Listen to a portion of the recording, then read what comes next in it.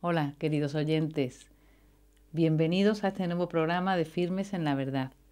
Hoy tenemos con nosotros, al otro lado de las cámaras, a Luis Antequera. Él es articulista en Religión en Libertad, ha colaborado en Radio María, en Diálogos con la Ciencia, también ha dirigido programas de radio, Iglesia Perseguida y Con Otros Ojos, y ha escrito varios libros. Y por eso lo traemos con nosotros, porque ha escrito un libro llamado Cristianofobia, la persecución contra los cristianos.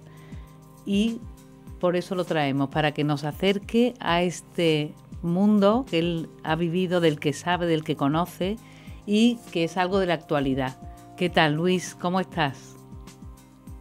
Muy bien, encantado de estar con vosotras, fascinado de poder estar haciendo esta entrevista en que ni siquiera estamos a un metro el uno del otro. En fin, impresionado, realmente impresionado y contentísimo por estar aquí con vosotras para contaros aquello de lo que sé un poquito. Eso. Cuéntanos cómo tú ahora en la actualidad te metes en este tema. ¿Cómo llegas? Pues ¿A mira, qué te afecta? Como tantas cosas en la vida, mi llegada es un poquito casual. Como le ocurre a casi todo el mundo en su propia vida, ¿no? Yo empiezo escribiendo para el medio Religión en Libertad, llevo ya como 8 años escribiendo para ellos, son miles de artículos ya los que he escrito para ellos, y me doy cuenta, tratando los diversos temas que afectan de alguna manera a la religión, que hay uno en concreto al que se presta muy poca atención, al que nadie le presta atención, incluso diría medios religiosos prestan poca atención, y me da la impresión de que se trata de un tema muy importante, que es el tema de la persecución en el más amplio sentido de la palabra, la persecución que sufren. Cuando hablamos de persecución, ¿a qué te refieres en concreto?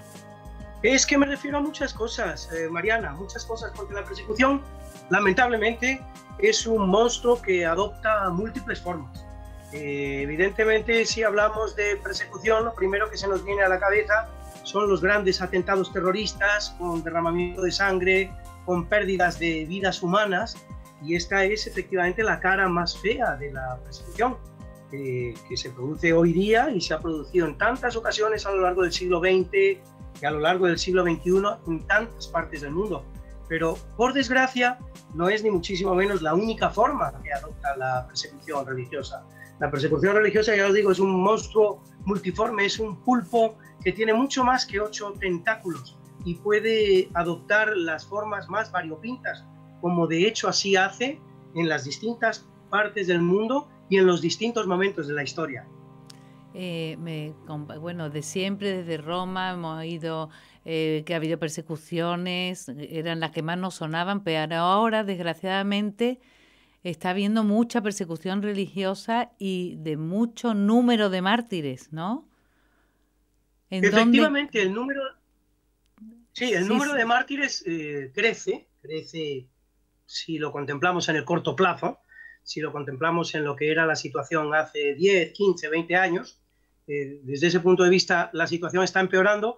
No empeora, sin embargo, si la comparamos a medio plazo. Porque si tenemos que hablar del último siglo de la experiencia humana sobre la Tierra, los casos de persecución religiosa han sido atroces. Los dos grandes holocaustos religiosos de la historia de la humanidad se han producido en el siglo XX. El primero de ellos fue en el primer cuarto del siglo XX, que es la persecución de los armenios.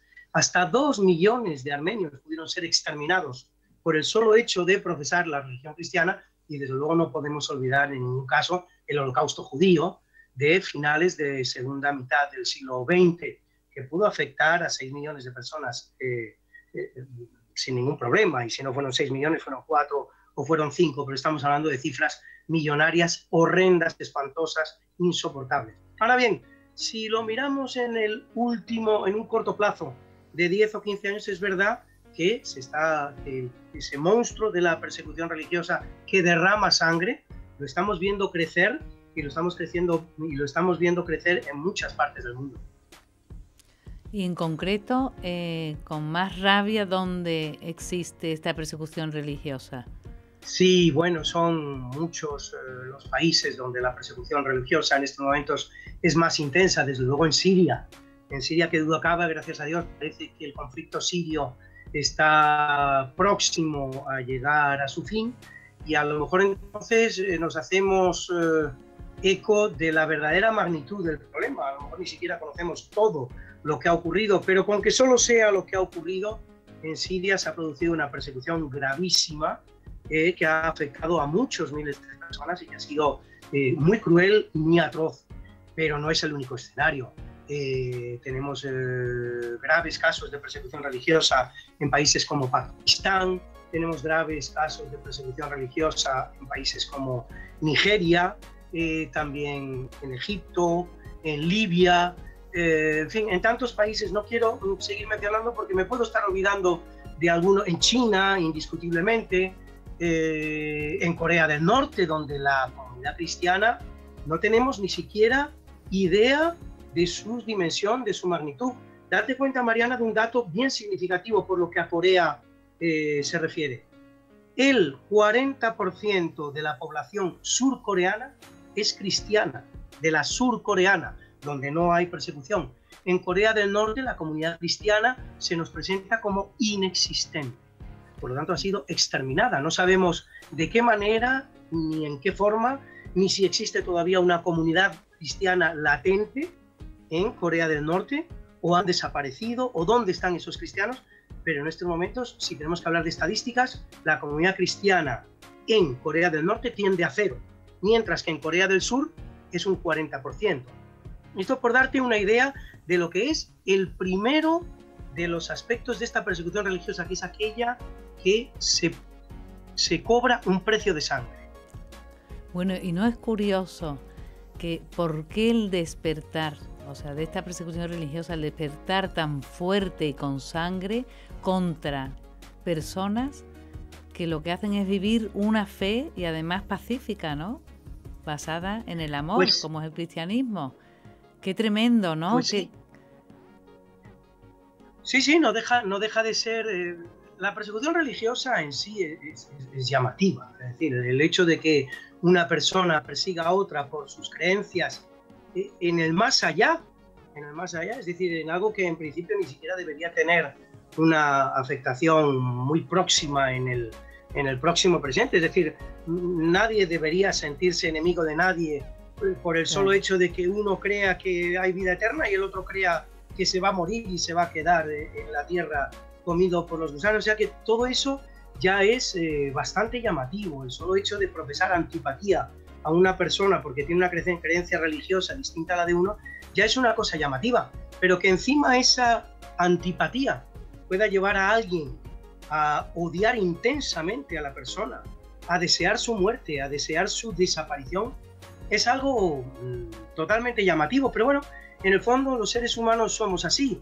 Muchas veces buscamos cuál es el motivo que nos puede llevar al enfrentamiento con el vecino, que nos puede llevar a la antipatía del vecino, en vez de poner el acento en lo contrario, en aquello que nos une a él, en aquello que tenemos en común, en aquello por lo que podemos luchar juntos. Sí, es muy curioso, efectivamente, que personas que son buenas, porque en principio un buen cristiano es una persona buena, que solo quiere amar, que solo quiere profesar el bien, practicar el bien, pueda suscitar tanta antipatía. A mí me llama mucho la atención que en algunos países del mundo, guerrilleros armados con un Kalashnikov no sientan el menor escrúpulo de ultrajar, de dañar, de hacer daño, de incluso quitarle la vida a una monjita anciana que lo único que ha hecho es poner vendajes a otras personas que estaban heridas. Es decir, ¿qué clase de pensamiento tiene que afectar a esa persona armada del Kalashnikov para no sentir nada a la hora de golpear con ese Kalashnikov a esa monjita que en principio es indefensa, que además es anciana, que ni siquiera le ha insultado y cuyos resultados y cuyos trabajos están ahí a la vista? Es un señor enfermo que tiene una venda y sin embargo esto ocurre, efectivamente llegan estos, no es una leyenda que llegan estos guerrilleros y la emprenden a tiros contra estas monjitas. Esto está ocurriendo, por desgracia. Contra la persecución, ¿hay algo que se puede hacer? Porque tú dices que claro, que es algo que ves que existe, que no se conoce, pero ¿qué se puede hacer? Aparte de los cristianos que rezamos, ¿no? Pero parece que esto no hay quien lo frene, ¿no? ¿O existe algo? Hombre, evidentemente, contra la persecución lo que hay que hacer es tomar conciencia de que la persecución existe, cosa que no se está haciendo. Uno ve los telediarios de cada día y ve cómo ponen el acento en determinados problemas que ocurren en la sociedad, pero no se pone el acento en los casos de persecución religiosa que en el mundo se están dando e incluso en nuestra propia sociedad, porque hasta ahora no hemos hecho más que hablar de la persecución que tiene un coste de sangre, pero como te he dicho al principio, hay mucha más persecución que esta de la que estamos hablando, que es el piquito del iceberg, el que más se ve, pero no el que a más personas afecta. Esta persecución religiosa sangrienta afecta a pocas personas si la comparamos con la persecución por acoso o la persecución por hostigamientos. Entonces, a tu pregunta, lo primero, tomar conciencia de que esa persecución religiosa existe y que adopta muchas formas, y luego, evidentemente, combatirla como se combaten todas las otras formas de odio y de delincuencia que en el mundo existen, pues con medidas de orden público allí donde haga falta, con campañas publicitarias allí donde haga falta, es decir, hacer exactamente lo mismo que estamos haciendo para combatir otras formas de violencia y otras formas de odio. Y esto que decías tú, hablabas de la punta del iceberg, a veces es una persecución sutil, ¿no? De tal manera que te va comiendo y casi con aletargamiento sin darte cuenta. Me gustaría que nos pusieras ejemplos de esta, porque eso existe en Europa también, ¿verdad? Hombre, ya lo creo. Vamos a ver, yo cuando hablo de la persecución, y en ese libro que has mencionado, Cristianofobia, la persecución de los cristianos en el siglo XXI, la divido en tres clases. Es la persecución stricto sensu, aquella que tiene un coste de sangre, de la que tanto hemos hablado, luego los acosos por causa religiosa y luego los hostigamientos por causa religiosa. Tienen la gravedad del orden en que los he mencionado. La más grave, obviamente, es la primera, la persecución stricto sensu. Luego vendría la persecución por acoso y luego la persecución por hostigamientos. Persecución por acoso, si te parece, hablamos de ella ahora, se está produciendo en muchos países del mundo, te diría que por lo menos en una treintena de ellos, por decir las cosas como son, en la práctica totalidad de los países islámicos, por ejemplo. En los países que tienen regímenes dictatoriales, autoritarios, totalitarios, de izquierdas sobre todo, de derechas también. En estos países se están produciendo importante situación de acoso, que muchas veces viene instigada por el gobierno y otras veces se practica desde la misma sociedad, sin que el gobierno haga nada por fomentarla. Y en muchos países del mundo la religión aparece mencionada, citada, expresada en los documentos de identidad, en el DNI, en el pasaporte. Esto no es una cuestión meramente estadística, esto es absolutamente desconocido, pero son muchos los países del mundo donde uno de los datos que identifican a las personas es su religión. Y esto es así por algo, no es por casualidad, no es por una cuestión meramente estadística.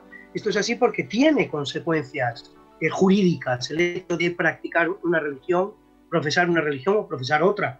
Pues a lo mejor no se puede hacer carrera política por el hecho de tener una determinada religión, a lo mejor no se puede formar parte del cuerpo funcionarial, a lo mejor no se puede formar parte del ejército por tener determinada religión. Casi seguro, o con mucha dificultad, se podrá uno casar con una persona de otra religión sin que eso tenga para él, para ella, consecuencias importantes a nivel social e incluso a nivel jurídico. Y esto está ocurriendo en muchos países del mundo, Mariana, en muchos. No hablamos de 2, ni de 3, ni 5, estamos hablando de decenas de países donde se produce este tipo de acoso, donde por profesar una religión se tiene que vivir en un barrio y no se puede vivir en otro. Se tiene que practicar un tipo de comercio o se tiene que practicar otro tipo de comercio. O incluso uno se arriesga a que un buen día, por algo que no tiene nada que ver con él, su barrio se vea sometido a un ataque del que lo primero que tiene que hacer es: ¿esto por qué? ¿Qué ha pasado? ¿Qué ha pasado hoy? ¿Por qué hoy han venido estas hordas y han roto nuestros comercios y han quemado nuestras iglesias y han quemado nuestras casas y voy a tener que estar 5 o 6 días sin dar la cara, sin aparecer por la calle? ¿Por qué? Y luego resulta que es algo que ha ocurrido a 200 kilómetros de distancia o a 300 kilómetros de distancia. Se ha producido la violación de una chica y a alguien se le ha ocurrido decir que la chica era musulmana y el violador era cristiano. Y esto termina teniendo consecuencias pues, a 200 kilómetros de distancia.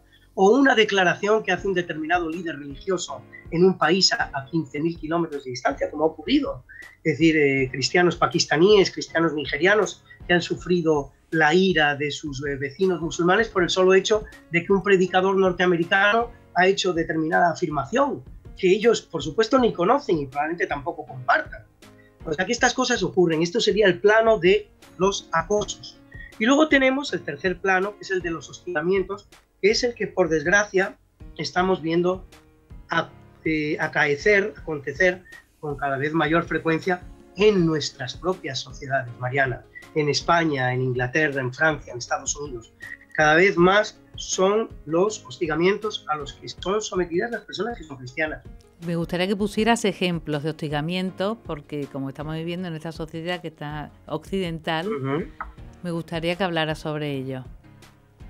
Pues mira, los ejemplos son múltiples, Mariana. Te voy a decir los que me vienen a la cabeza de repente, pero seguramente me estaré dejando otros que son incluso mucho más importantes. Hoy, en algunos lugares de nuestra sociedad occidental, en algunos lugares de Europa, llevar una cadenita con una cruz le puede representar a alguien la pérdida del empleo. La pérdida del empleo. ¿Sí tanto? ¿Se dice pronto? Sí, tanto como eso. Y luego eso hay que reflejarlo en un currículum vitae o tratar de disfrazarlo de alguna manera para que en la búsqueda de empleo no salga a colación y no volvamos a tener problemas a la hora de encontrar un nuevo empleo. Pero, por ejemplo, estamos viendo ataques absolutamente estúpidos, gratuitos a la religiosidad de las personas por parte incluso de las autoridades.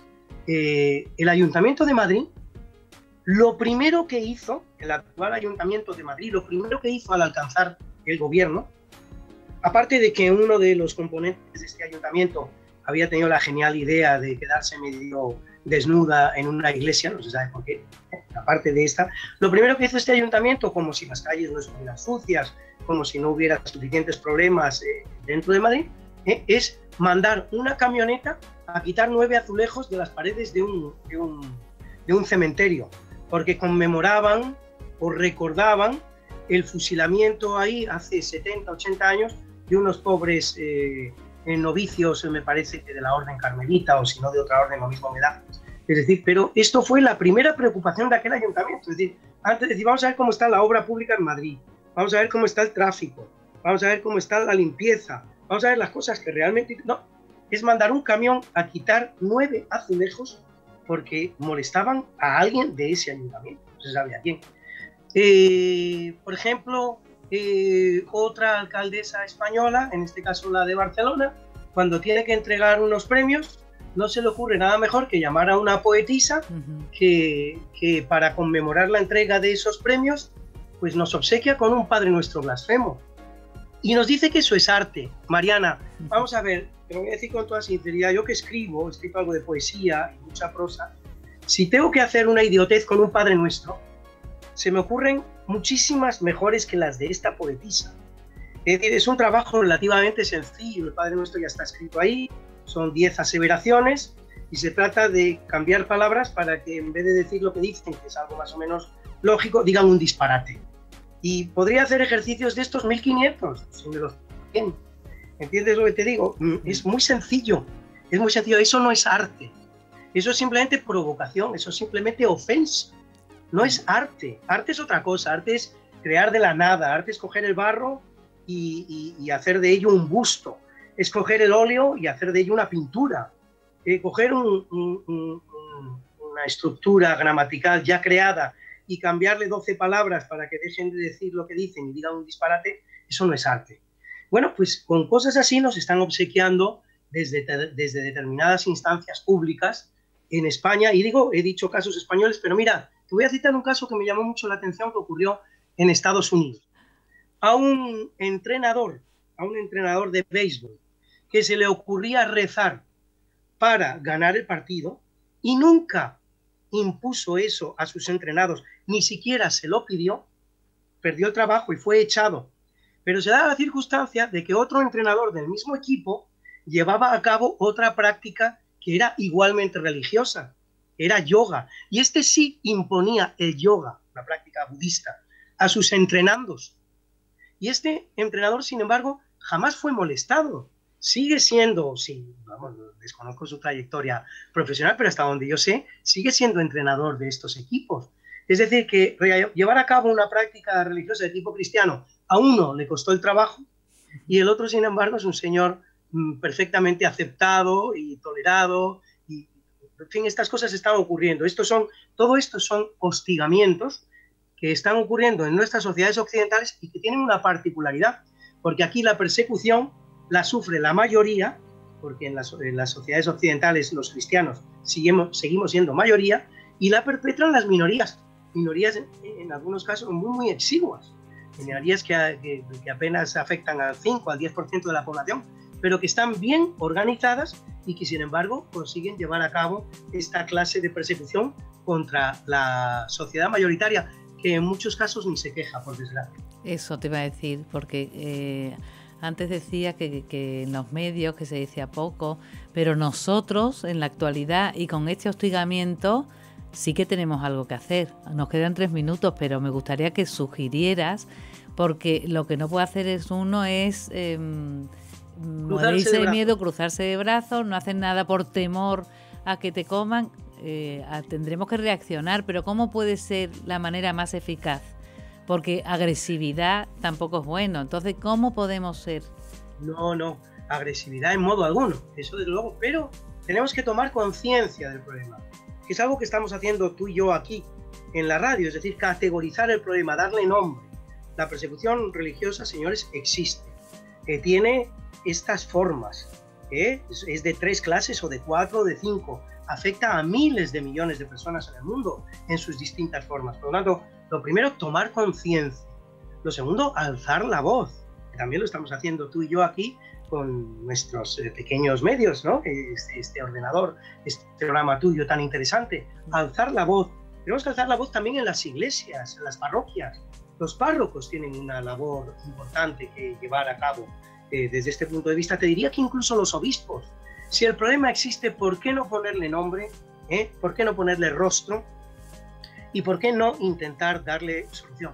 Esto es lo que tenemos que hacer, exactamente igual que se está haciendo con otros problemas que existen en la sociedad, como la violencia machista o violencia de género o violencia doméstica, la violencia en las escuelas.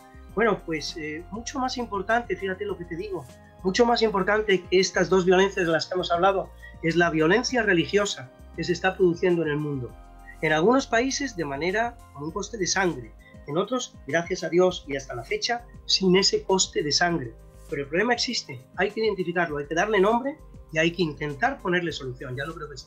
Muy bien, pues se nos acabó el tiempo, pero muchísimas gracias, Luis, por compartir este programa con nosotros, alentarnos a seguir firmes en la verdad. Ya lo creo. Y bueno, pues hacer lo que él nos dice, tomar conciencia y luchar en nuestra medida, pero desde luego hacer algo y no quedarnos de brazos cruzados. Y bueno, podemos leer libros como el suyo, Cristianofobia, y bueno, ánimo, porque somos parte de la sociedad y en nuestras manos está también mejorarla. Hasta el próximo programa.